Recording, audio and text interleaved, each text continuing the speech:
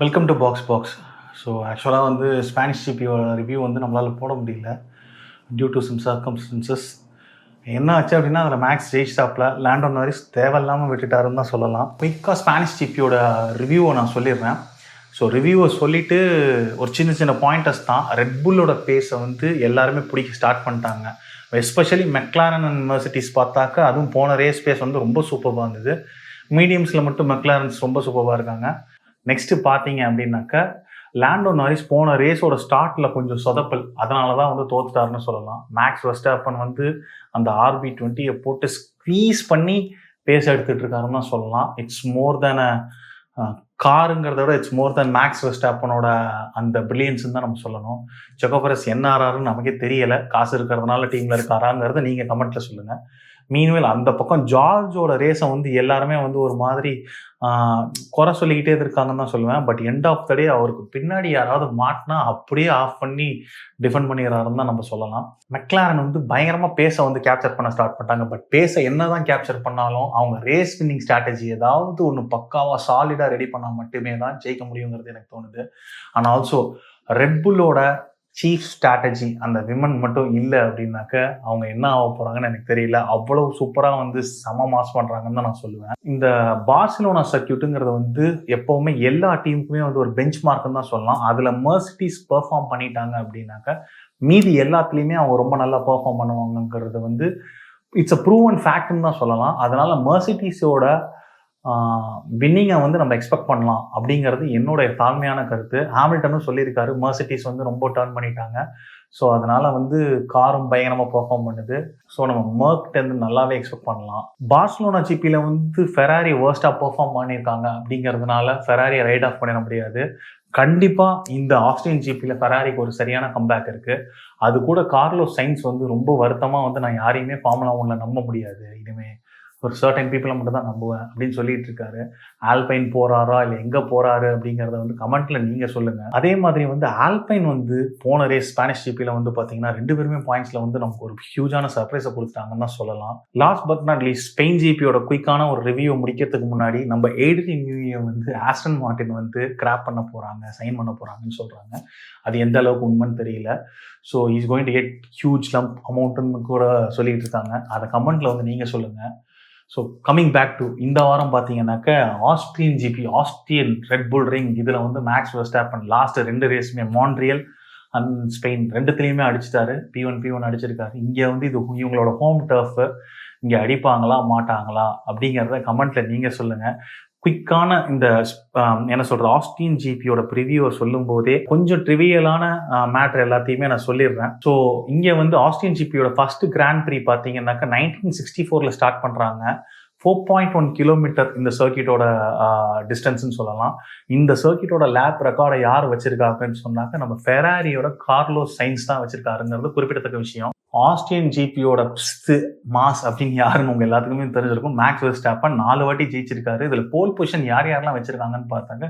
நிக்கி லவுடா வந்து 3 தடவை வச்சிருக்காரு. மேக்ஸ் வெர்ஸ்டாப்பன் 3 தடவை வச்சிருக்காரு. நம்ம வேலட்ரி போட்டாஸ் 3 தடவை வச்சிருக்காரு. நெல்சன் பிகே மேக்ஸோட மாமனார் ஒரு 3 தடவை வச்சிருக்காரு.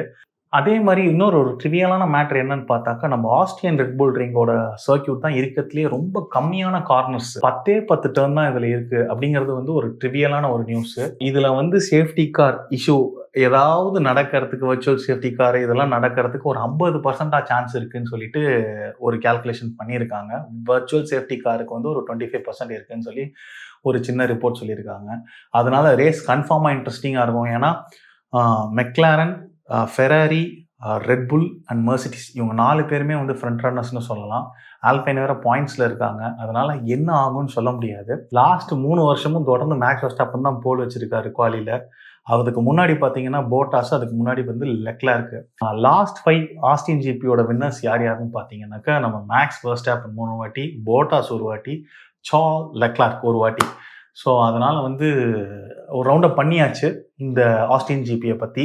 ஸோ இந்த ரேஸோட என்னோட ப்ரெடிக்ஷன் அப்படி என்னன்னாக்கா லாஸ்ட் ரேஸில் வந்து சூப்பர்பான ஸ்ட்ராட்டஜி அண்ட் மேக்ஸ் வெர்ஸ்டாப்பனோட ஒரு பிரில்லியண்ட்டான ஒரு டிரைவை வச்சு ஒரு 70% இந்த வாட்டியும் அதே ரிப்பீட் பண்ணுவாங்கன்னு நினைக்கிறேன். ஸோ P1 மேக்ஸ் வெர்ஸ்டாப்பன் வரதுக்கு நிறையா சான்ஸ் இருக்குது. T2 கன்ஃபார்மாக லேண்டோ நாரிஸ் வரதுக்கு நிறையா சான்ஸ் இருக்குது.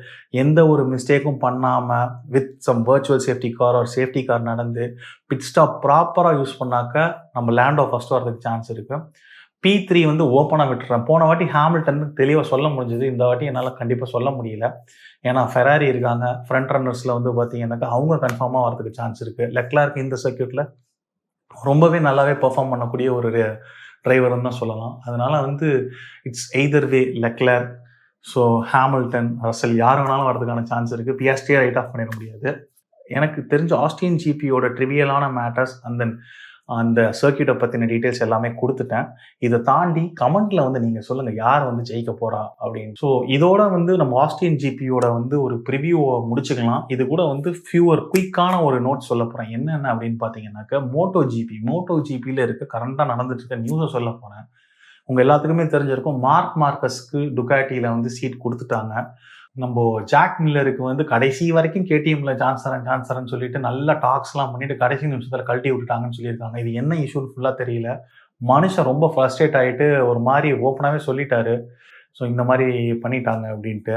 என்னதான் நம்ம மார்டின் வந்து ஏப்ரலாக்கு நெக்ஸ்ட் சீசன் போனாலுமே டுகாட்டி அவங்களுக்கு இந்த சீசன் ஃபுல் சப்போர்ட் பண்ண போகிறாங்க டிரைவர் சாம்பியன்ஷிப் படிக்க அப்படிங்கிற ஒரு நோட்டீஸையும் கொடுத்துருக்காங்க. ஸோ நெக்ஸ்ட் என்ன அப்படின்னு பார்த்தீங்கன்னாக்கா, நம்ம அலெக்ஸ் மார்க் மார்க்கஸோட தம்பி வந்து பார்த்தீங்கன்னாக்கா கிரிசினி டுகாட்டிலே வந்து திரும்ப வந்து கான்ட்ராக்ட் எக்ஸ்டெண்ட் பண்ணியிருக்காங்க. இது ஒரு நோட்டபுளான ஒரு நியூஸு. நேத்திக்கு வந்து நியூஸ் என்ன அப்படின்னு பார்த்தீங்கன்னாக்கா, நம்ம பாமாக் டுகாட்டி வந்து டுகாட்டியும் பாமாக்கும் பிரிஞ்சுட்டு இப்போ பாமாக்கும் யமஹாவும் வந்து சைன் பண்ண போகிறாங்க. யமஹாவும் பாமாக்கும் வந்து 2025 வந்து சைன் பண்ண போகிறாங்கன்னு சொல்லியிருக்காங்க. இது வந்து ரொம்ப பெரிய ஒரு மேஜரான ஒரு மூவு. இது எந்த லெவலுக்கு ரிஸ்க் ஃபேக்டர்னு எனக்கு தெரியலை. யமஹா கரண்ட்டாக பர்ஃபார்ம் பண்ணிட்டு இருக்கிறதுக்கும் அவங்கள்ட்ட என்ன வரப்போகுதுன்னு தெரியல.